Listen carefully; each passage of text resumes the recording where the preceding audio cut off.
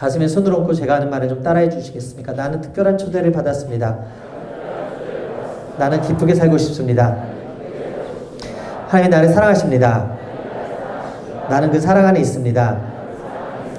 하나님이 오늘 나에게 말씀하실 것입니다. 나의 마음을 하나님께 열겠습니다. 나의 생각을 예수님께 집중하겠습니다. 나는 행복을 선택하겠습니다. 들은 만큼 반드시 행복해집니다. 들은 만큼 반드시 변합니다. 믿으십니까? 여러분 축복하기 원하는데 축복할 때 아멘 하시면 그 복이 여러분들에게 임하게 될지 믿습니다. 행복하십시오. 성령 충만하십시오. 오늘 여러분들에게 좋은 일이 있습니다. 그리고 옆에 계신 분들에게 인사하겠습니다. 오늘 참 잘 오셨습니다.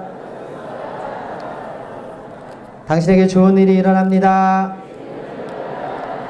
기적이 일어납니다. 자, 엄지척하고 최고의 복을 받으세요. 할렐루야. 우리 함께 은혜 받으실 말씀 지난주에 이어서 사도행전 1장 4절에서 8절 말씀입니다. 함께 사도행전 1장 4절에서 8절 말씀 한 목소리 읽겠습니다. 시작. 사도와 함께 모이사 그들에게 분부하여 이르시되 예루살렘을 떠나지 말고 내게서 들은 바 아버지께서 약속하신 것을 기다리라. 요한은 물로 침례를 베풀었으나 너희는 몇 날이 못되어 성령으로 침례를 받으리라 하셨느니라.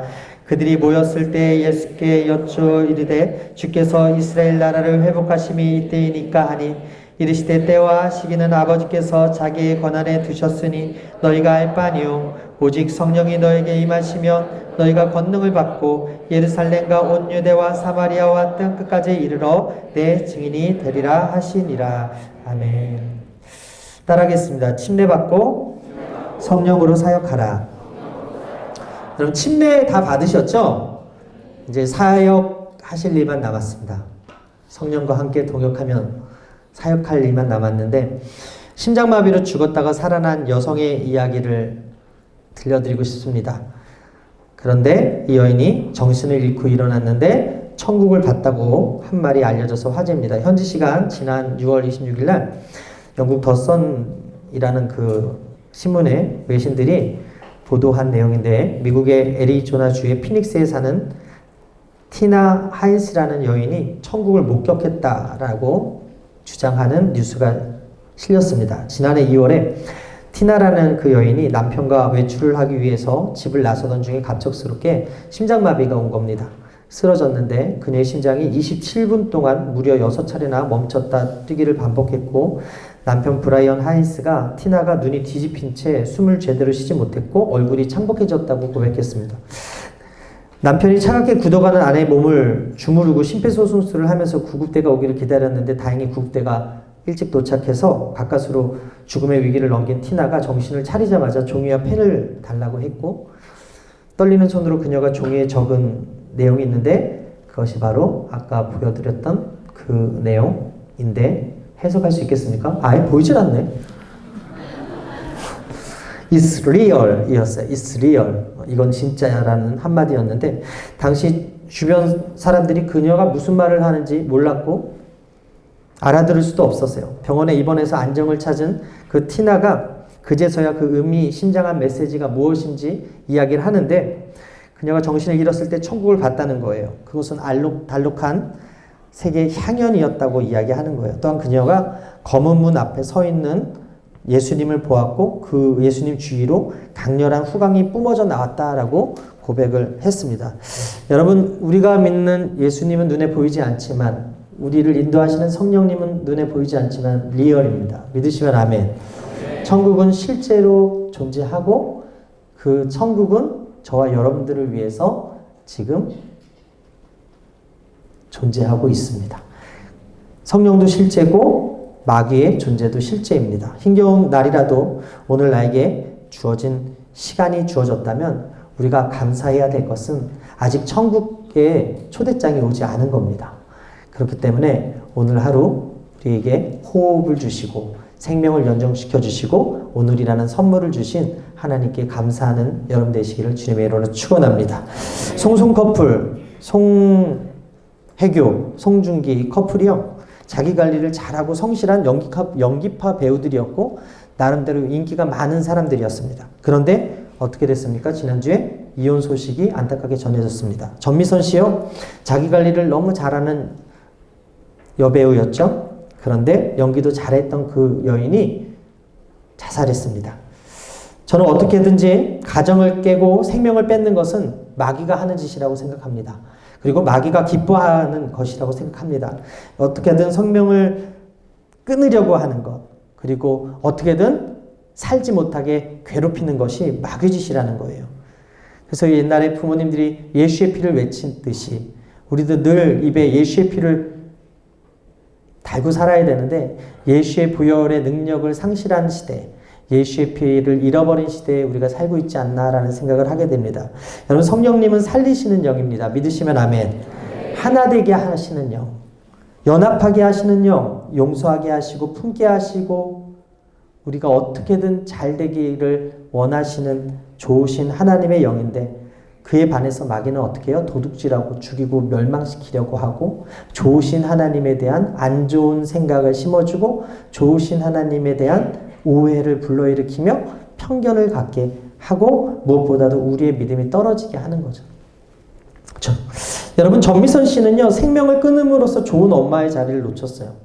송송 커플도요, 최고의 배우들이고 최고의 연기파들이었지만 가정을 지키는 것만큼은 연기할 수 없었습니다. 연기로 되지 않았어요. 그들 모두 아름다운 가정을 지키지 못했고 그들 모두 그 자리를 상실했습니다. 여러분, 우리 하나님은요, 우리가 죽어서도 천국에 오길 원하시지만 여러분들이 있는 그 자리에서 천국을 경험하기를 원하시는 좋으신 하나님이심을 믿으시게 되기를 바랍니다. 여러분, 우리가 결혼하면 행복할 거다라는 착각을 깨야 돼요. 우리가 예쁜 여자랑 결혼하고 멋있는 남자랑 결혼하고 돈 많은 남자랑 결혼하고 잘 나가는 여자랑 결혼한다고 해서 행복하지가 않아요. 이 일련의 사건들을 보면서 우리가 알 수 있지 않습니까? 여러분의 가정과 삶의 영역에서 천국을 경험하기를 원하시는 분이 바로 좋으신 성령님이신데, 저는 이혼과 자살을 막고자 하는 사역을 하고 싶어요. 그런데요, 이혼을 막는 거, 자살을 막는 거 여러분 사람의 힘으로 됩니까? 절대 안 되지 않습니까?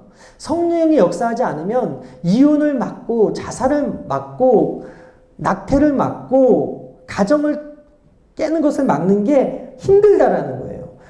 어떤 영역에서든 성령이 역사하지 않으면 악한 영이 틈탈 수밖에 없는 세상에 우리가 사는데, 여러분, 이 땅과 가정과 삶의 영역에서 천국을 경험하게 하는 것은 바로 성령님이심을 믿으시게 되길 바랍니다.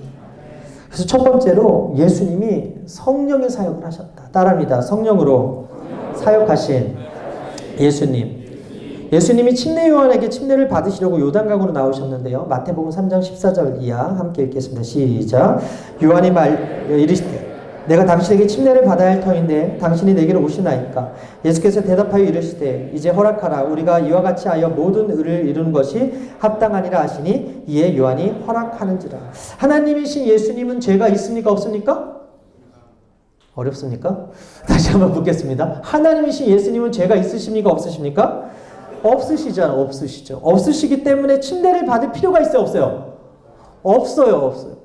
침례를 받을 필요가 없음에도 불구하고 예수님이 침례 요한에게 침례를 받는 것을 뭐라고 이야기하시냐면 모든 의를 이루는 것이다 라고 이야기하는 거예요. 여기서 온전한 의, 모든 의라는 것은 하나님의 온전한 구원을 이루기 위해서 예수님이 죄인과 같이 될 필요가 있다라는 것을 의미합니다. 예수님이요, 죄가 없으셨기 때문에 침례를 받을 필요가 없었어요. 죄사함을 증명하는 그 침례를 받을 필요가 없음에도 불구하고 죄인의 입장에 서서 침례를 받으신 거죠. 마태복음 3장 16절 이하 함께 읽겠습니다. 시작. 예수께서 침례를 받으시고 곧 물에서 올라오실새 하늘이 열리고 하나님의 성령이 비둘기같이 내려 자기 위에 임하심을 보시더니 하늘로부터 소리가 있어 말씀하시되 이는 내 사랑하는 아들이요 내 기뻐하는 자라 하시니라.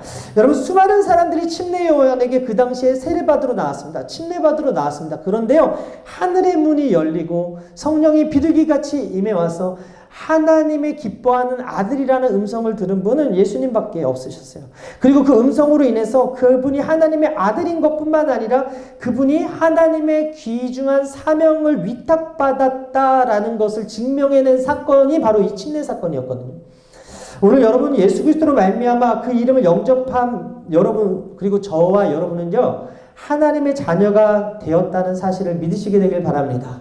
하나님의 사랑하는 자녀, 하나님의 사랑하는 아들, 하나님의 사랑하는 딸이 되었다는 사실을 믿으시게 되기를 바랍니다. 동시에 하나님으로부터 이 땅을 향한 선하신 사명을 위탁받은 자들이 되었다는 거예요. 따라합니다. 나는 하나님이 사랑하시는 자녀입니다.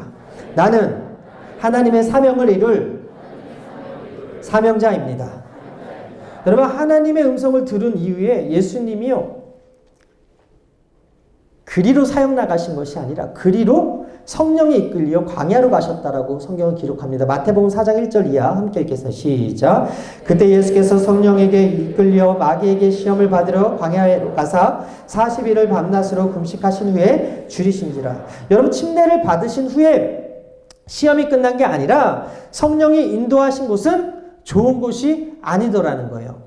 성령이 그 예수님을 데리고 간 곳은 혜택이 기다리는 곳도 아니더라는 거예요. 광야였다라는 거예요. 마귀의 시험이 기다리는 자리였다라는 거예요. 40일 동안 금식하고 굶어야 되는 자리로 성령께서 인도해 내셨다. 사랑하는 여러분, 우리가 회개하고 침례받는다고 해서 모두가 형통할 것이다 라고 성경은 가르치지 않습니다. 시험이 없을 것이다 라고 말씀하지 않습니다. 우리가 회개했다고, 우리가 침례받았다고, 우리가 이제는 하나님의 자녀가 되었다고 확신한 그 순간부터 성령은 우리를 어디로 인도하느냐? 광야로 인도한다라는 거예요. 너희가 어디를 가든지 배부르고 대접받을 것이다 라고 말씀하지 않아요. 침례받은 그 이후에 성령의 이끌림에 예수님이 간 곳이 바로 시험의 자리요, 광야의 자리요, 굶주림의 자리였다면 오늘 우리도 그 자리로 인도함 받을 수 있다 없다?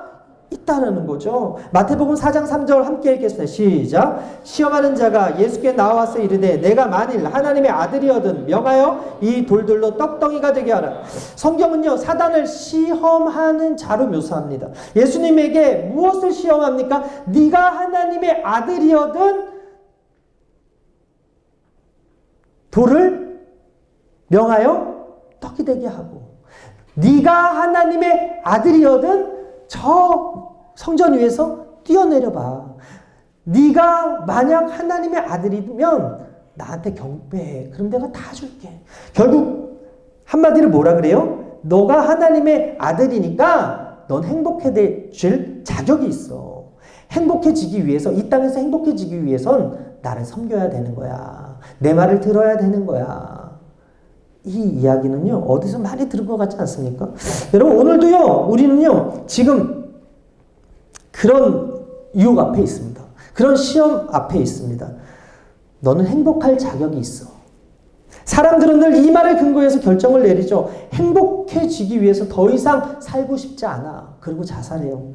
행복해지기 위해서 더는 너랑 살고 싶지 않아. 그래서 이혼해요. 행복하기 위해서 결혼했는데 행복해지려고 이혼한다라는 거죠.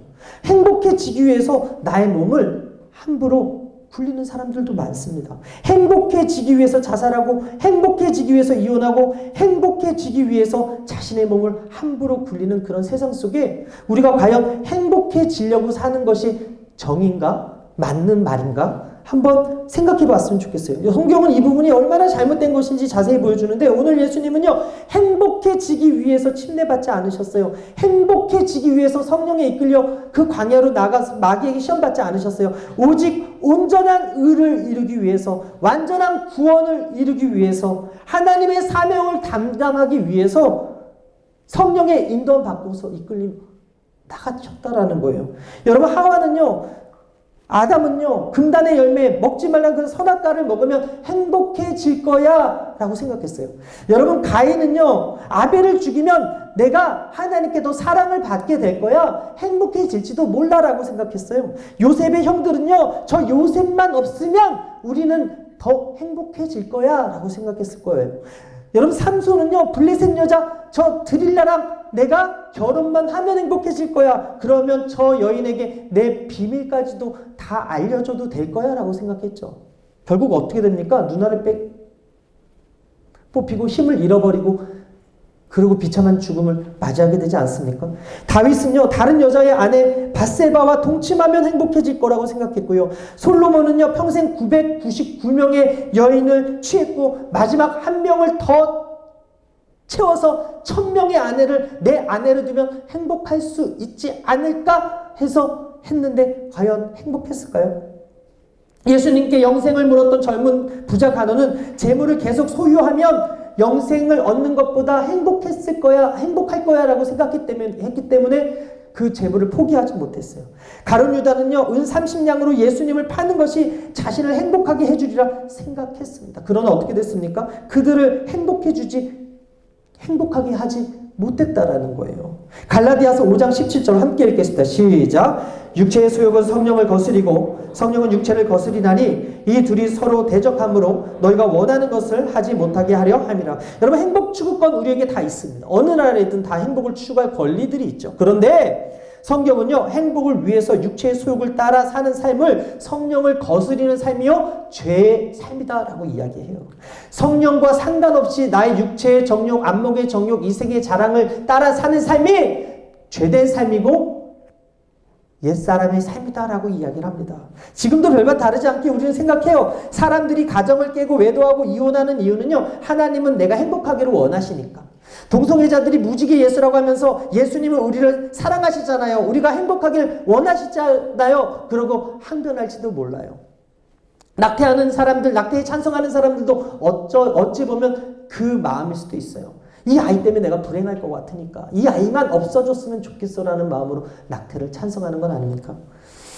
교회에 다니고 예수님을 믿는 남녀가 사귀는데 혼전 성관계, 이건 이미 깨진 지 오래니까, 이거는 세상 사람들도 사귀면 속궁합이라고 하는 것을 하니까 우리도 행복해지길 원하니까 하나님이 용서해 주지 않을까? 라고 하면서 죄를 짓는다라는 거죠.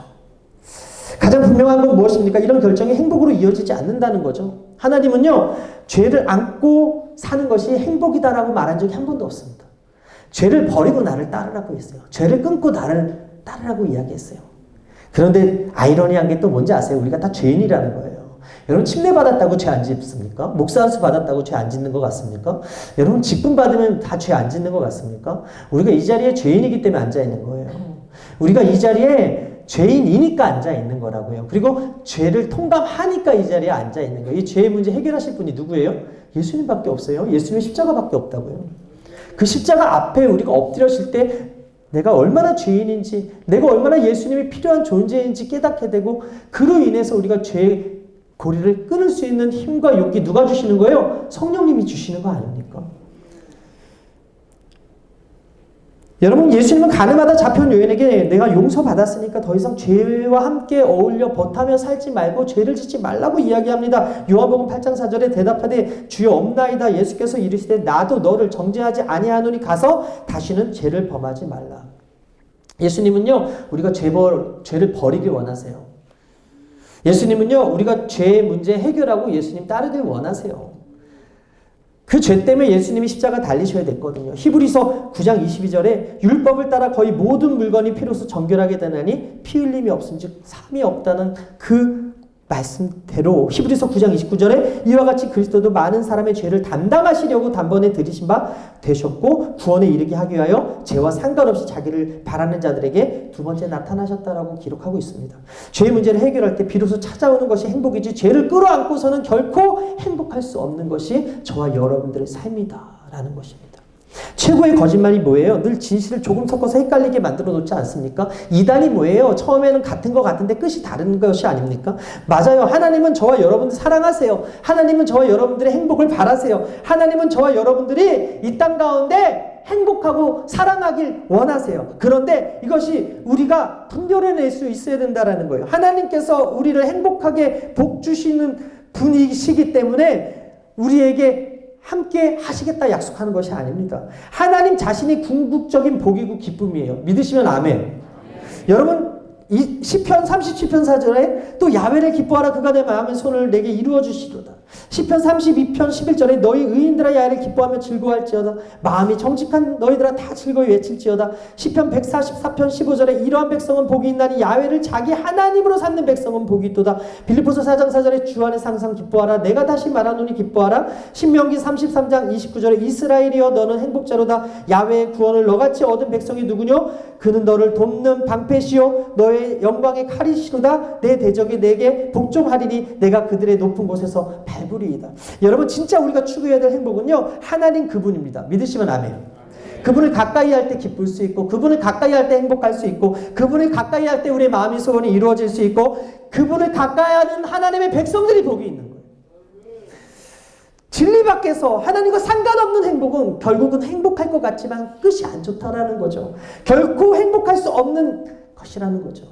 행복은 자신에게 초점을 맞춤으로써 찾을 수 있는 것이 아니에요. 완벽한 배우자에게 초점을 맞춘다고 완벽한 자식에게 초점을 맞춘다고 해서 얻어지는 것도 아닙니다. 명예를 준다고 인기를 준다고 성공을 준다고 그것들을 따라간다고 해서 다 행복할 수 있는 것이 아니더라는 거예요. 행복이라는 파랑새를 찾으려고 하는 많은 사람들이 결국 끝이 안 좋은 것을 우리가 보지 않습니까? 예수님은요 당신 자신의 행복을 위해서 살지 않으셨어요.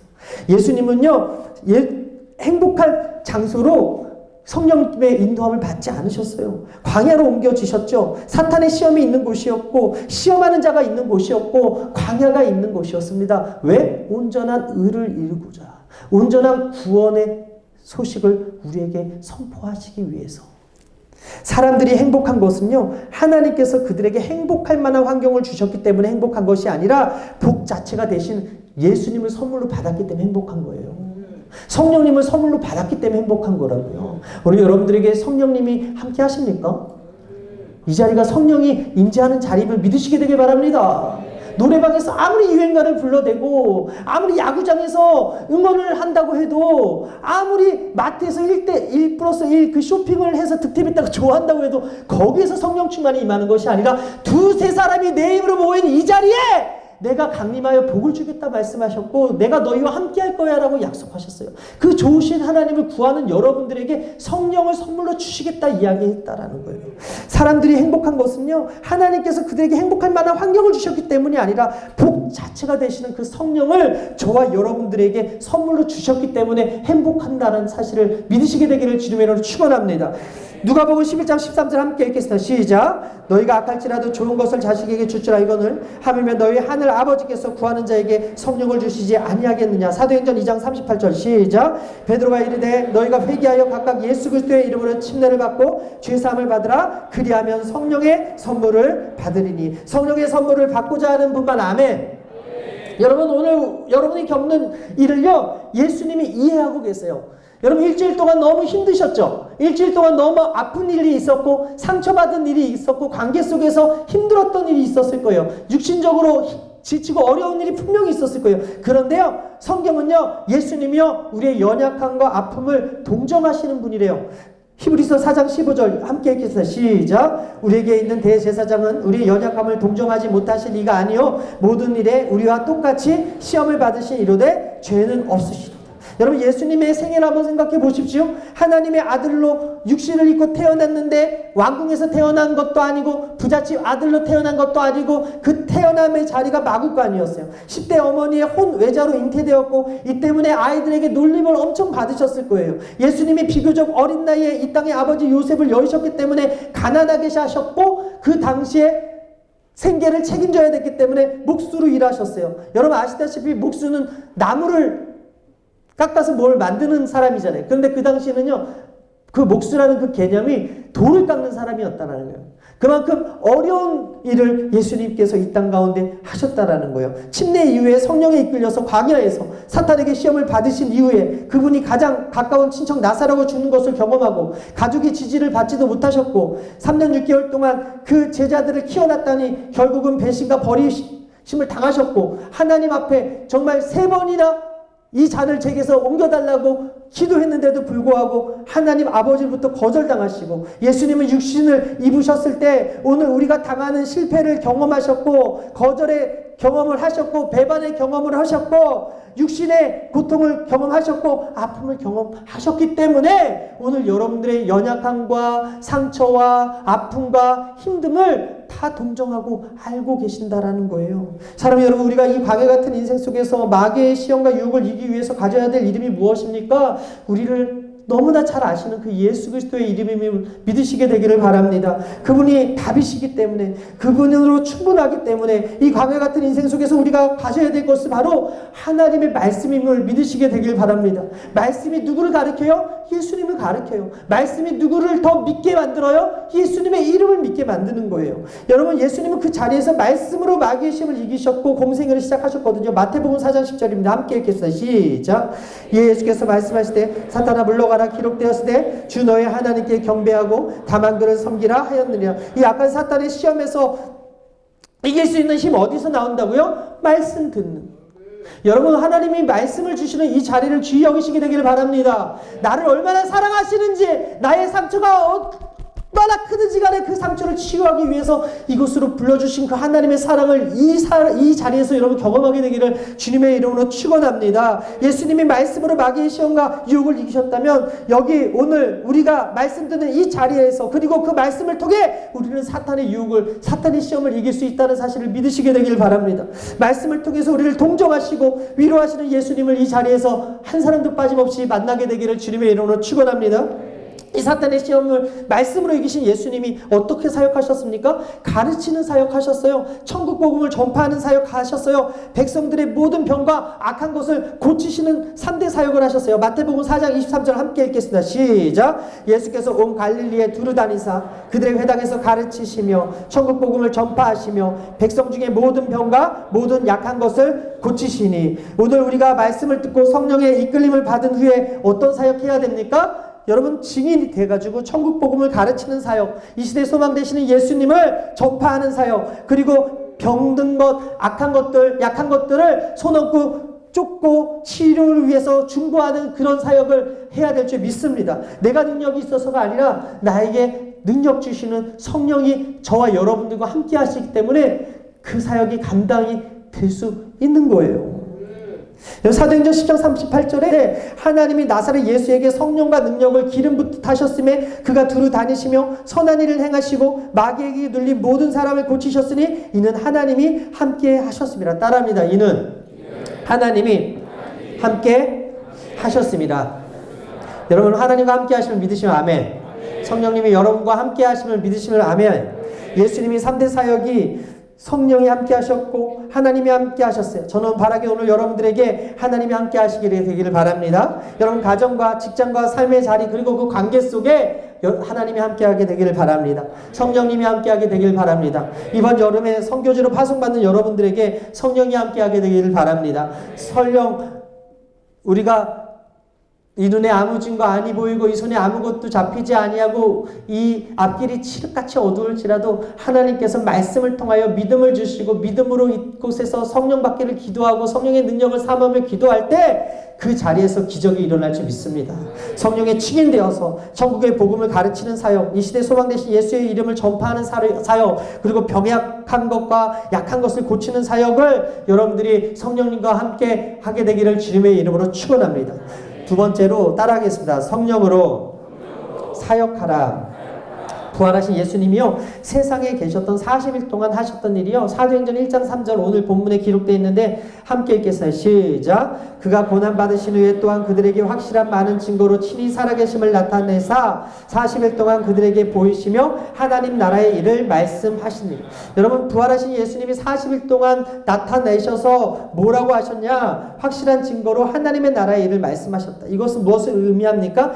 예수님은요, 하나님 나라에 관심을 가지고 있다는 거예요. 하나님 나라의 사역에 관심 가지고 있다는 거예요. 여러분이 하는 사역에 관심 있다라는 거예요. 여러분의 삶의 현장과 가정과 직장에 하나님의 나라의 일이 일어나는가 아닌가에 관심 있다라는 거예요. 여러분 입술에서 하나님 나라의 일이 나오느냐 아니냐 관심 가지고 있다라는 거예요. 우리가 세상에 어울려 살면서 하나님하고 상관없이 살아간다면 예수님도 관심 없어요. 그런데 우리가 세상에 살면서 하나님의 나라의 의를 위해서 선포하고 기도하고 사역하는 그 모든 일에 동참하고 있다면 하나님께서는 여러분들과 함께 하시고 그것에 매우 관심을 많이 가지고 계신다는 사실이에요. 사도들은요, 부활하신 예수님께서 이스라엘의 회복에 대해 질문을 하게 되는데 사도행전 1장 6절입니다. 함께 읽겠습니다. 시작. 그들이 모였을 때 예수께 여쭈되 이르시되 주께서 이스라엘 나라를 회복하심이 이때이니까 하니, 당시 이스라엘은 로마 통치 아래에 있었고 독립을 간절히 원하는 상황이었습니다.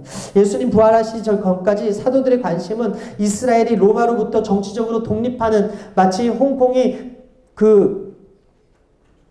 중국으로부터 독립하고자 하는 그런 시위를 하는 것처럼 어떻게 보면 정치적으로 독립하는 것을 상당히 원하는 그런 상황 속에서 부활하신 예수님의 관심은 그 정치적인 독립이 아니었다라는 거예요. 하나님 나라 일이었다라는 거예요. 제자들의 관심은 이 땅의 일이었는데 예수님의 관심은 하나님 나라의 일이었다라는 거예요. 그러면서 뭐라 그래요? 사도행전 1장 7절 함께 읽겠습니다. 시작. 이르시되 때와 시기는 아버지께서 자기 권한에 두셨으니 너희가 알 바 아니요 이는 세상에 무관심해지라는 뜻이 아니라 보다 본질적인 것에 관심을 가지라고 하는 것인데, 그것이 무엇입니까? 바로 사도행전 1장 8절 오직 성령이 너희에게 임하시면 너희가 권능을 받고 예루살렘과 온 유대와 사마리아와 땅끝까지 이르러 내 증인이 되리라. 여러분, 우리가 성령 받으면 여러분들이 증인이 되는 사역을 감당할 수 있는 능력을 공급해 주신다는 사실을 믿으시게 되기를 바랍니다. 이거 쉽지 않기 때문에 침례 받은 후에 예수님이 주인이 되는 사역을 하라고 말씀하시는데, 성령을 선물로 주시고 성령이 예수를 증거하게 하시는 사역이 바로 하나님께서 저와 여러분들에게 원하시는 사역이라는 거예요. 여러분, 오늘 역사하시고 여러분들을 통해 일하실 성령님을 인정하십니까? 의지하십니까? 한옥 목사님의 하나님이 내시는 길에 나오는 내용인데, 재미있는 이야기를 해서 여러분들에게 말씀드리면, 미국에서 가장 영향력이 있는 복음 전도자 중에서 토니 카플러 목사님이 있어요. 기독교계 베스트셀러 작가신데, 이분이 몇 년 전에 미국의 한 중서부 도시에 있는 교회에 이제 설교를 하러 간 거예요. 그 교회에서 설교 전에 장로님들이 그 목사님을 위해서 이제 중보하는 것이 전통이어가지고 설교 전에 단위에서 그 목사님을 위해서 간절히 기도를 했다라는 거예요. 그 목사님이 무릎 꿇고 기도를 받았대요. 그런데 캄플로 목사님의 설교를 위해서 기도하다가 갑자기 몇몇 장로님들이 한 목소리로 다른 기도를 하는데, 어떤 기도였냐면, 하나님, 우리 교회 성도의 남편 짐 맥스웰을 위해서 기도합니다. 착한 아내와 아이 둘이 있는데 술을 많이 먹고 직장도 이곳저곳 전전하면서 방탕한 생활을 하더니 이제는 가정을 버리고 멀리 도망가려고 합니다. 메이플 스트리트 34번지에 사는 짐 맥스웰을 구해주세요. 구원해주세요. 이렇게 기도를 하는 거예요. 사는 집 주소까지 부르면서, 들어본 적도 없는 남자의 이름을 부르면서 기도하는 거예요. 목사님이 설교하려고 하는데, 그냥 자기를 위해서 기도하는 시간인데 다른 사람을 위해서 기도하는 그것을 보면서 황당해 했지만 어쩔 수 없잖아요. 그런데 성령님이 시키셨다고, 기도가 끝나고 장로님께서 짐 맥스웰이라는 사람을 위해서 우리가 계속 기도를 해왔는데 갑자기 상황이 좀 급하게 됐는지 성령께서 강사님을 위해서 기도하는 이 시간에 그 기도를 시키셨다고, 죄송합니다, 놀라셨죠? 이렇게 얘기를 하는 거예요. 캄플로 목사님도 장로님들도 서로 바라보면서 그냥 씩 웃고, 이제 잘 설교하고 이제 나와서, 설교를 끝내고 나와서 차를 몰고서 도시를 떠나려고 하는 그때 고속도로 진입로에서 어떤 남자가 이걸 하는 거죠. 히치하이킹을. 미국에서는 이게 문화니까. 이제 어디까지 가시냐고 이제 물어보는 그런 문화가 있지 않습니까? 그런데 그가 어떤 사람인지 모르기 때문에 태울 생각이 없었는데 이상하게 성령의 감동이 왔다는 거예요. 그래서 그 사람을 태우고서 통성명을 하는데, 당신의 이름이 무엇입니까? 라고 얘기를 하니까 짐 맥스웰이라는 사람이라는 거예요. 그 순간 캄플로 목사님이 온몸에 소름이 끼쳐서 차를 세우고 다시 물었대요. 뭐라고요? 그랬더니 짐 맥스웰이라는 사람을 태운 거예요. 당신이 짐 맥스웰이라는 사람이 맞냐고. 착한 아내와 아이 둘이 있는데 술만 먹고 이 직장 저 직장으로 방황하는, 그리고 그 아내는 어떤 교회를 다니는 그 아내 맞냐고. 그러니까 남자가 기겁을 하면서 놀라서 물었다는 거예요. 아니, 어떻게 저에 대해서 아십니까? 목사님도 놀라고 짐 맥스웰이라는 사람도 놀라고, 그 상황에서 그 목사님은 두 말 안고 차를 돌려서 메이플 스트리트 34번지로 달려갔다는 거예요. 그러면서 말했대요. 잘 들으세요. 짐 맥스웰 씨. 나는 캄폴로 목사요. 수십 년 동안 하나님의 말씀을 전하면서 살아왔어. 나는 하나님과 아주 친하고 하나님은 당신이 하나님을 믿고 가정으로 돌아가서 그 아내와 자녀들을 위해서 성실하게 살기를 원하고 계신다는 이야기를 하고 싶소. 하나님이 이렇게까지 비상수단을 쓰셔서 나를 당신과 만나게 해주셨는데 거절하면 당신에게 무슨 일이 있을지 모르니까 꼭 내 말대로 하라고. 그러면서 무서운 얼굴로 쳐다본 거예요. 완전히 기선을 제압당한 남자는 아무 말 없이 고개를 끄덕였는데 목사님이 자기 집 앞에 차를 딱 세우는 거예요. 알려주지도 않았는데 그 남자가 또 놀랐어요. 어떻게 우리 집을 아셨습니까? 내가 말했잖소. 하나님이 알려주셨다고. 당신은 이제 딱 걸린 거예요. 어떻게 하겠소? 하나님이 당신을 기다리고 있으니 빨리 가정으로 돌아가서 예수 믿으라고. 그때 집안에 놀란 부인과 아이들이 뛰쳐나왔고 한동안 그 부인과 별거했던 그 짐은 울면서 무릎 꿇고 용서를 빌고 하나님을 믿겠다고 했다는 거예요. 그날 예수 그리스도를 구주로 영접하고 그 가정이 회복되었다는 이야기가 적혀 있는데 여러분 짐 맥스웰 부인이 남편을 위해서 그리고 그 교회가 그 남편이 돌아오기를 기도했기 때문에 성령께서 그 장로님들의 입을 통해서 했다라는 거예요. 여러분 예수님만 성령의 사역이 하는 거 아니라 오늘 이 시간 기도로 동역하는 저와 여러분들이 그렇게 성령의 사역을 하는 걸 좀 믿습니다. 그 기도에 성령이 반응하셔서 기도하는 장로님들의 입을 통해서 역사하시는 거고 또 이번 주에 소마도에서 30년째 외롭게 사역하고 계시는 이희국 목사님과 연하 사모님이 오셔가지고 저희 카리스 교육자들하고 식사를 같이 했거든요. 근데 잠시 대화하면서 간증을 또 들었는데 오늘 설교에 또 인용하면 좋을 것 같아서 여러분들에게 말씀드리고 마치겠는데요. 소마도에서 사역하는 목사님에 대한 그 내용이 CTS에서 방영이 됐는데 그 TV를 보고서 섬에 구원파 사람들이 들어와서 그 사람들을 포섭을 했다라는 거죠. 그 중에서 어떤 사람이 완전히 넘어가가지고 구원파 교회를 세우는데 열심을 내더라는 거예요. 그래서 목사님이 가가지고 막 못하게 막을 수 없잖아요. 하나님께 일렀다는 거죠. 하나님께 어떻게 일렀을까요? 기도로 일렀다는 거예요. 그래서 이렇게 기도했다는 거예요. 하나님께 지금까지 소마도 위에서 기도하고 복음 전하고 있는데 이런 이단이 들어오는 것은 절대 용납할 수 없습니다. 목사인 제가 가서 반대하는 것보다 하나님이 직접 저 사람의 허리만 잠깐 만져주시면 건축하지 못할 것 같습니다. 건축을 포기할 것 같습니다. 하나님 저 사람의 허리만 조금 만져주십시오. 쳐달라고도 안 했어. 부러지게 기도도 안 했어. 그냥 잠깐만 만져달라고 했는데 정말로 주도적으로 일하던 마을의 주민이 허리를 다친 거예요. 그리고 구원파가 섬에 들어오지 못하게 막은 거예요. 하나님께서 그 기도를 들어주시더라는 거예요. 하나님은 오늘도 하나님의 나라의 일을 위해서 하나님의 사람들을 통해서 성령으로 기도하는 사람들을 통해서 기적적으로 일하고 계신다는 사실을 여러분 믿으시게 되길 바랍니다.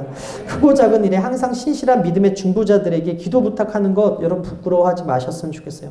여러분들에게 어떤 일이 생기든지 기도해 줄 수 있는 공동체가 있던 것이 복이고 기도해 줄 수 있는 믿음의 동지들이 있다는 것이 복이라는 거예요. 이 자리를 떠나면 누가 기도해 주겠어요? 이 공동체 떠나면 누가 기도해 주겠냐고요. 이 시간 함께 기도할 때 어떤 위기나 어려움도 능히 극복할 수 있는데 한 아버지 한 성령께서 여러분들이 간절한 기도를 듣고 응답하신다는 사실을 믿으시게 되기를 주님의 이름으로 축원합니다. 오늘 우리에게 주신 하늘과 땅의 권세가 무엇입니까? 바로 예수 그리스도의 이름으로 기도하는 거 아니겠습니까? 늘 성령님과 동행하는 사역 아니겠습니까? 저는 바라기는 여러분들이 성령과 동행함으로 말미암아 여러분을 통해서 하나님의 나라가 이루어지게 되기를 바라고 여러분들이 있는 가정이 하나님으로 말미암아 천국 가정 되기를 주님의 이름으로 축원합니다. 무엇보다도 역사적으로 부흥했던 시내나 교회나 영광스러운 시대의 특징이 무엇이냐? 사람들의 기도 내용이 성령을 구하는 기도가 많아졌다는 거예요. 사람들의 마음 가운데 성령을 사모하는 마음이 충만해졌다는 거예요. 무엇보다도 사람의 대화 가운데 성령에 대한 대화가 충만해질 때 전성기가 왔다는 거예요. 가이스트 공동체 우리 귀한 하나님의 사람들의 입술에서 성령의 충만한 은혜가 항상 임하게 되기를 바라고 성령에 대한 관심이 많아지게 되기를 바라고 성령의 대화가 많아지길 되길 바라고 성령의 대화가 충만해질 때 하나님께서 여러분들을 통해서 놀라운 기사와 이적을 나타내 주실 줄 믿습니다. 세상에서 거룩한 통로로 쓰임받게 될지어다. 선포하고 축복합니다. 성령 사건과 말씀 사건이 여러분들의 삶에 충만하게 임하게 될지어다. 믿음대로 될지어다. 기도하겠습니다. 하나님